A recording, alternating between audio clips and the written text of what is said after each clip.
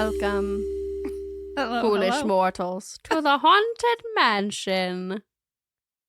I'm your host, your ghost host. I'm Savannah, I'm Alicia. and this is Burden of Proof. That's new. It's the Disney Haunted Mansion intro. I know. Nice. Well, Yep. welcome everyone. Welcome back. You made it through Jodi Arias. Maybe, hopefully. Yeah, or you skipped. And if you did, that's okay too. Yes. Yes. I'm not sure that this story. Well, I mean, there's good, but there's. It's just different. Yeah, Yeah. that's okay. I don't know that we have any business because we're recording this ahead of time. Yes. So, I don't think so. I don't think we have much business Yeah, today. I don't think so. Alicia, tell us a little bit about how we found this case. Ah, yes. Well, this was a listener requested. I don't know who originally requested it. I think it was James. We think it was James. But we put it up on Patreon, and all of our patrons voted out of this case and like 2 other cases, and y'all chose this one. So this is an interesting case. So I will put out this disclaimer, though. This is a survival story. I did my best to focus on the survival story, but I do want to talk about the victims too, and like, because they count too. But her story is pretty incredible. What Lisa McVey does is pretty incredible. So I hope I do it justice. All right. I'm sure you will. I have no doubt. Here we go. Lisa McVey's survival story began long before she was abducted. This isn't going to be one of those, she was so innocent and sweet and lit up a room kind of stories. Instead, what I will say is that Lisa was and is almost unbelievably strong, incredibly clever, and undeniably determined, which is what saved her life, not only from the man who abducted her, but from herself. Okay. Lisa had already suffered from much trauma prior to being abducted. She said in an interview with A&E that she had been living with her grandmother as a teenager, and her grandmother's boyfriend had been sexually abusing her for about 3 years. She felt hopeless as she had nowhere else to go, and she said she felt resolved to kill herself that day, November 3rd, 1984, at just 17 years old. She made a plan to shoot herself that night, wrote a note, and went to work feeling what she described as exhilarated. Because, like, a weight was lifted once she made the decision. She worked a double shift that night at a local donut shop and was riding her bike home at 2 a.m. because Florida, what are child labor laws? Right. Well, the other thing is, even if you don't have a car in Florida, you can't, like at 17, you can't. I mean, you can if you're coming home from work, I think. Just thinking like the curfew. Not pretty soon, because they're about to roll it back. Really? Oh, yeah.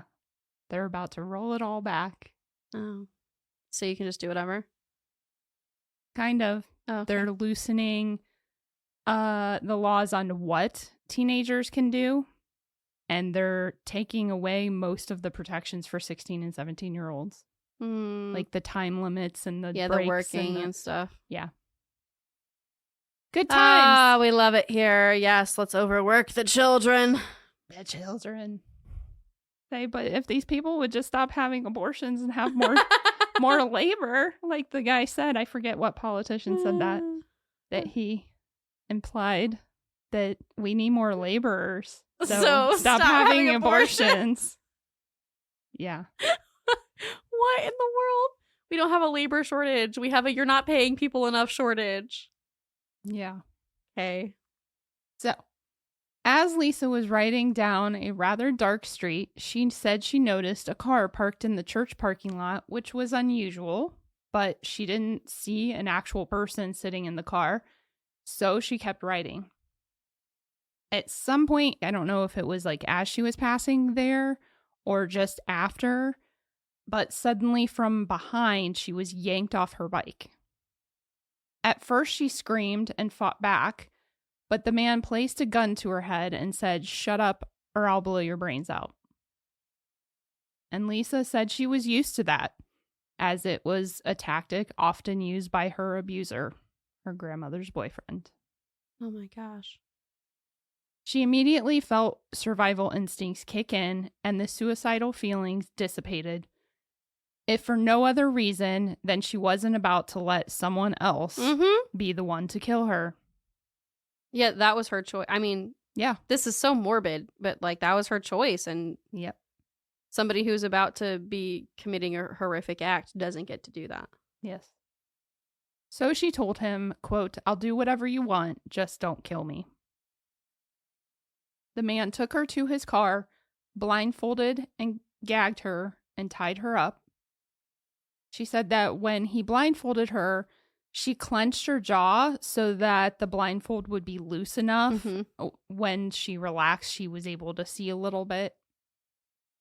And then as he drove away, she looked around the car for anything that might identify it to police should she live to report it.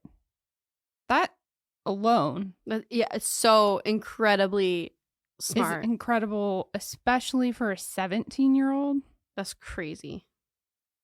She took mental note that the car had white seats, dark red carpet, and the word Magnum on the dashboard. Those are some attributes. Yeah. White seats, red carpet. Well, it was 1984. I know. Keep that in mind. But still. So the car was likely, several years old. So it was probably from the 70s. It was a Dodge Magnum. Yeah. Oh, I thought it just had like the word Magnum for fun. Oh, like no. That was the kind of car. You see why I was so shook? I was like, well, that's quite a claim. No, that was the model of the car. Okay, now I feel a little dumb, but but they haven't made Dodge Magnums forever. Okay. I wonder why. The man stopped the car and ordered her to remove her clothes. She cooperated, thinking to herself that she can make it through one more sexual assault after 3 years of enduring it. But if she makes it out alive, she thought, I will never let this happen again. Don't say let this, baby. I know. This happened to you. That's what she says in her interview. Wow. Is that that's what she thought. He asked her how old she was, and for reasons she doesn't disclose, she lied and said she was 19. Okay. The only explanation I can think of is the thought that if he knew he'd get in more trouble because she was a minor, then he might be even more likely to kill her. Yeah, that's kind of what I was thinking too. He then ordered her to perform oral sex, which she did, and then he began driving a further distance. Lisa said she could tell they were on the interstate because the windows were down and the car is sort of rattling from the speed. She believed they were headed north, and though it felt much longer, they drove about 20 minutes. Okay. When he finally stopped, he ordered her to get dressed. He took her by the arm, and as they walked toward their destination, she could see leaves on the ground and suspected they were in or near some woods. They entered what she believed was a building because she could see the carpet and she was counting steps as they walked.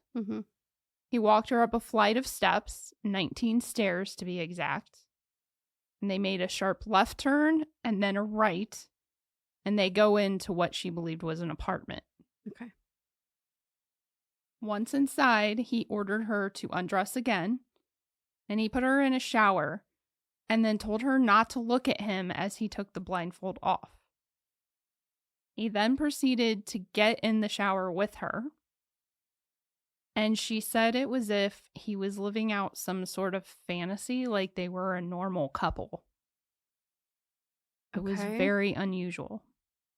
He washed her gently, but then suddenly something unknown to her triggered him, and he seemed angry all of a sudden. So he placed the blindfold back on her, threw her to the floor of the bathroom, and raped her.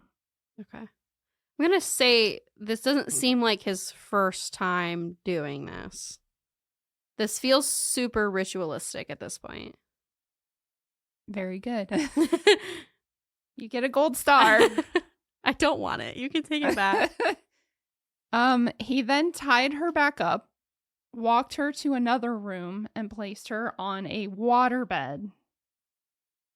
I hate waterbeds. You've probably never even been on one, have you? You haven't I don't think so. You haven't had the joy of experiencing, like, rolling into a slab of wood and getting stuck between. They're terrible. Okay. They're absolutely terrible. Well, they just don't seem like practical anyway. They're not practical. They're not at all. Not at all. Lisa made a mental note that the apartment smelled very clean and like it had just been painted. No, that's not a good sign. It's better than it smelling like Dahmer's apartment, I guess. Yeah, that's true. The man would periodically drag the gun across her to let her know he still had it so she wouldn't fight. And in between, he repeatedly raped her in, quote, in her words, quote, every way you can imagine that a person could be raped. During short breaks between, he would talk to her, and she was very good at saying what she believed he wanted to hear to stay on his good side. At one point, he took her to the living room, gave her a sandwich and sodas, and suddenly a news report interrupted the TV show to announce a 17-year-old girl named Lisa is missing. Awkward.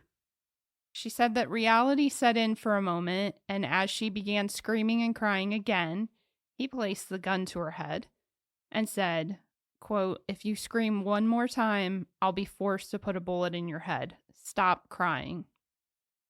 She said his use of the word forced was confirmation that he likely didn't want to kill her. Right. When he took her back to the bedroom to rape her some more, he began to get more intimate. She said he put her hands on his face, which allowed her to feel what he looked like. She could feel he had a mustache, pockmarks, and could feel the shape of his nose. He then let her get up and use the bathroom at some point, which she took the opportunity to strategically leave fingerprints all over just in case he did end up killing her. And when she had another opportunity to talk some more, she asked him why he was doing this to her, to which he replied that it was to get back at women in general because of a recent breakup. So we have an incel. This is horrible. Lisa then gave him a sob story about her father being ill and that she was his only caregiver, so he needs her. All lies. Yeah.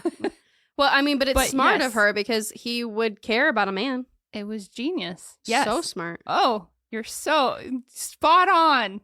Another gold star. Oh my gosh, I'm collecting them now. 26 hours from the time he abducted her, the man ordered Lisa to get dressed again and asked her where she lived. He said he was taking her home. She didn't believe him. She thought he was going to kill her. Yeah. But she cooperated because, again, he could kill her right then. She doesn't know.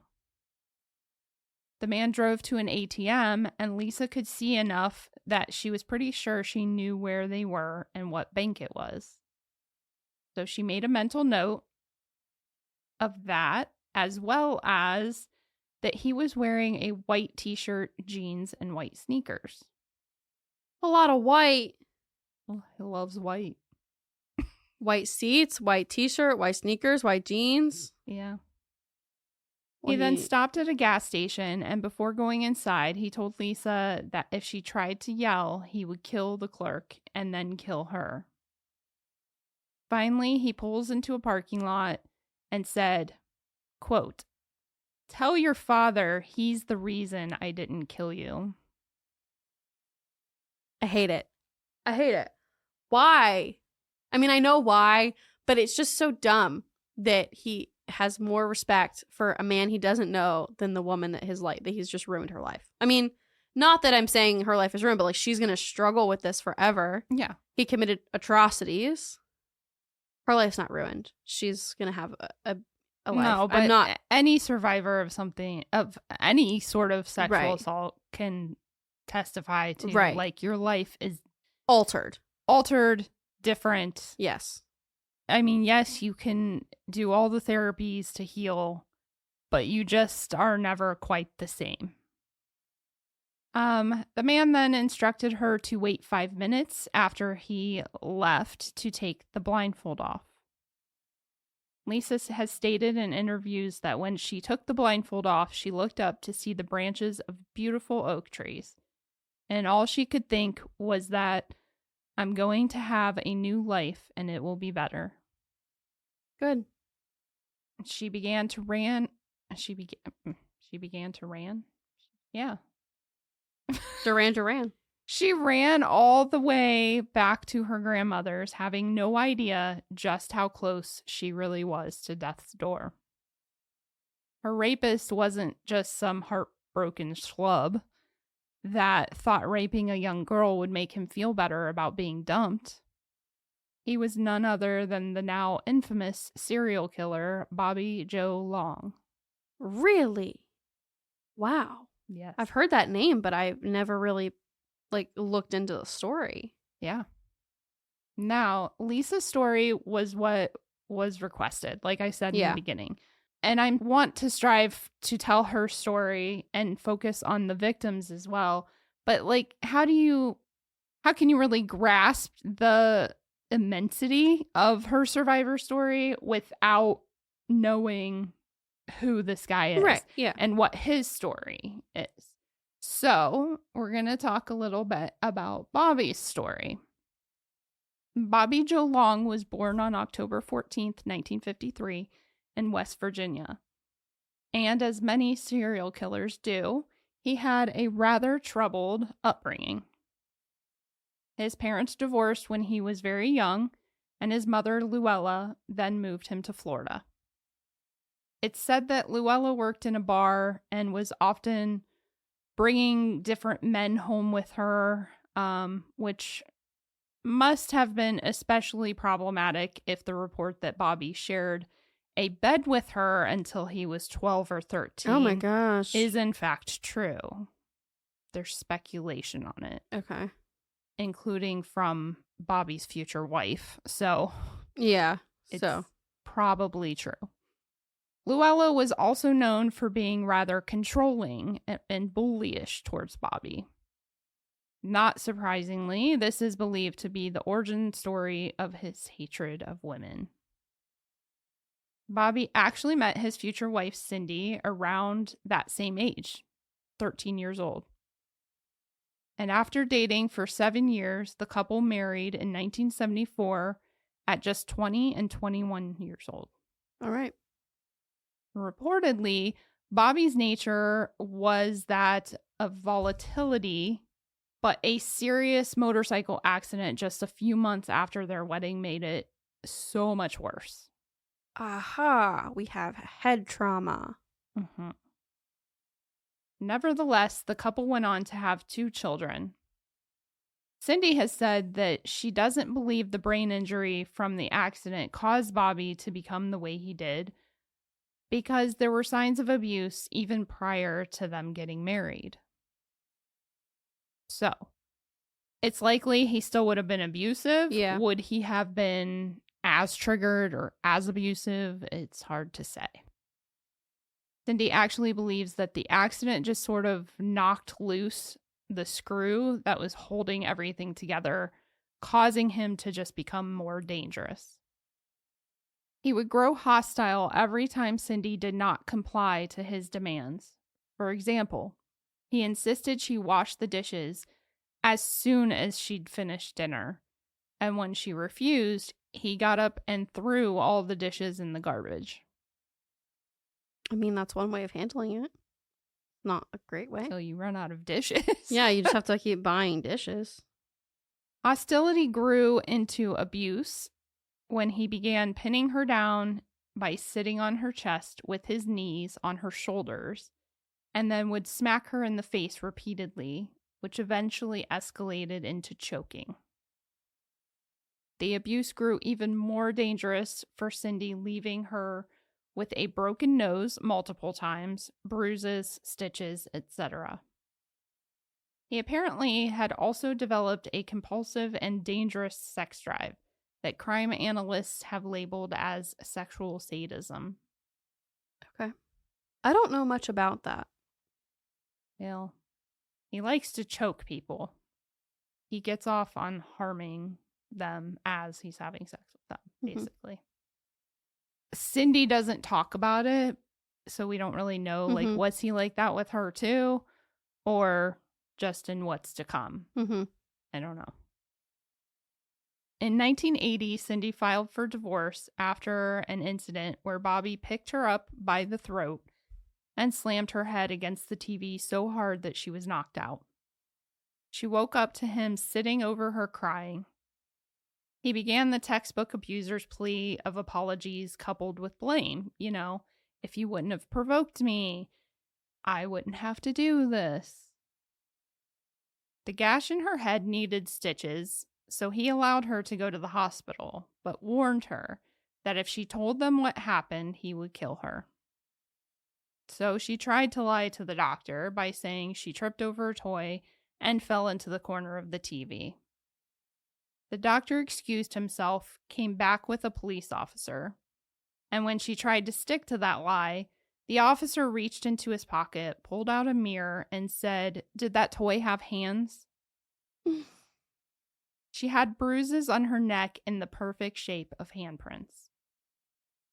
This is when I'm glad people do their freaking jobs.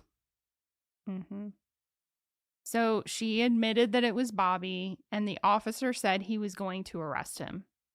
She pleaded with him not to, explaining that she knew he would get out before she had time to get somewhere safe.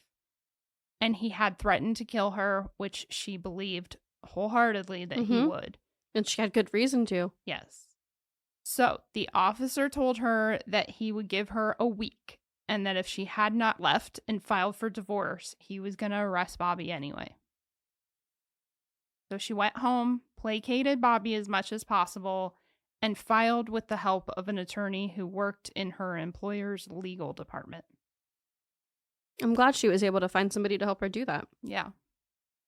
On the brink of divorce, Bobby moved in with a female friend named Sharon Richards.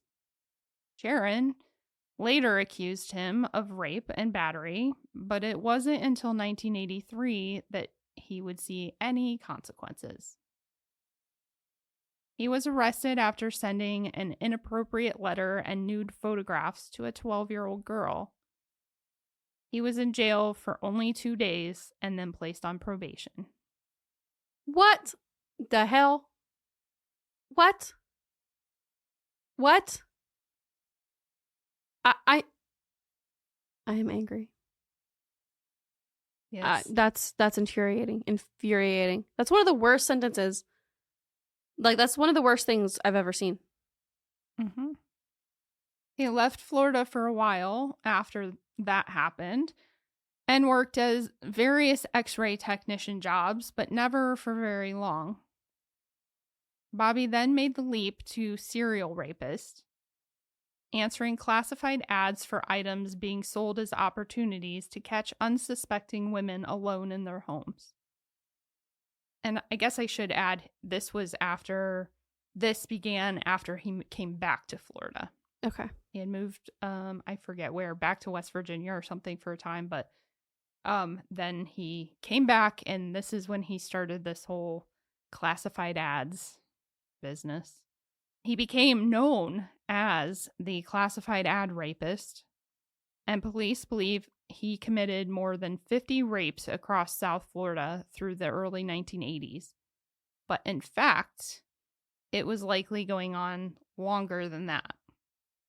According to Cindy, Bobby would make excuses to leave the house at night when they were married, and he had ample opportunity to commit such crimes during the day while she was at work.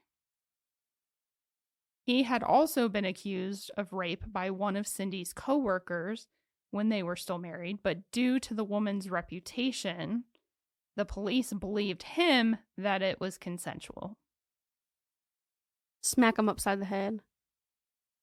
This was like a coworker that she literally sat right next to. So she ended up leaving that job because she was so uncomfortable not knowing, but like thinking, well, you had an affair with my husband. Mm. Anyway, it's not really a stretch to believe he was a serial rapist while still married, but really amped it up once divorced and unable to take out his anger on Cindy regularly. He was never formally charged with any of these rapes for a couple of reasons.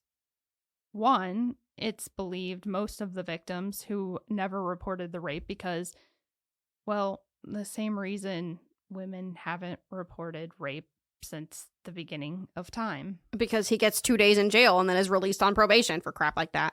Yeah, they won't be believed, they'll be shamed for it, and he won't be caught, won't get charged, or will get nothing more than, like you said, 2 days. And you a have to slap on the wrist. And you have to relive it to do that, and it doesn't go. The system is so messed up. Yep. Or number two, they just proved the first group of victims' reasoning.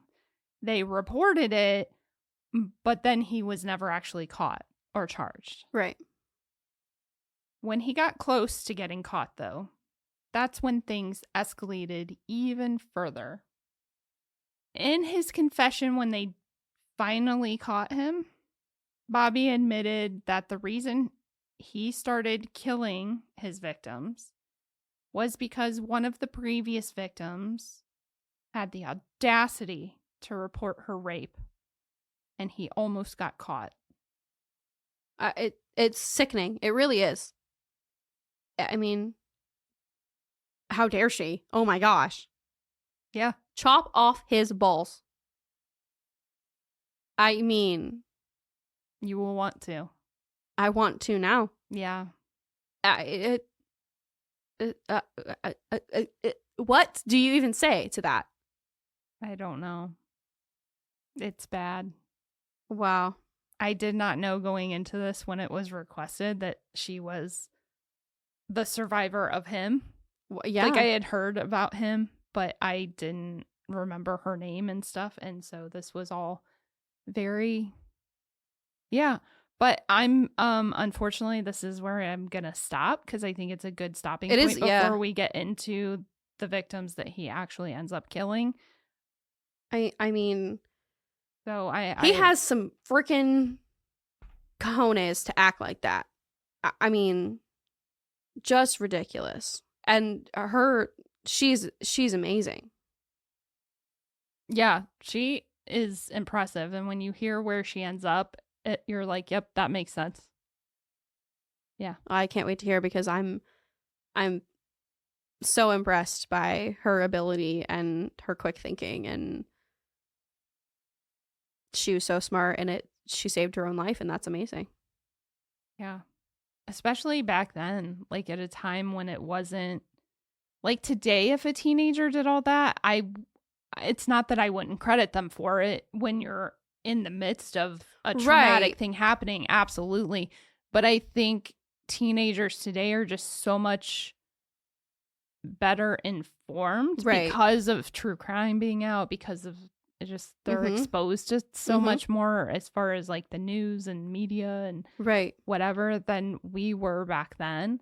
And so it's truly a testament as to just who she is and like what she's really like, her instincts are really good, coupled probably with the trauma that she had already endured. But yeah, I was blown away that she would think to do all of those things, to pay attention to all those little details. Yeah, I mean, from the minute it began, she was on it.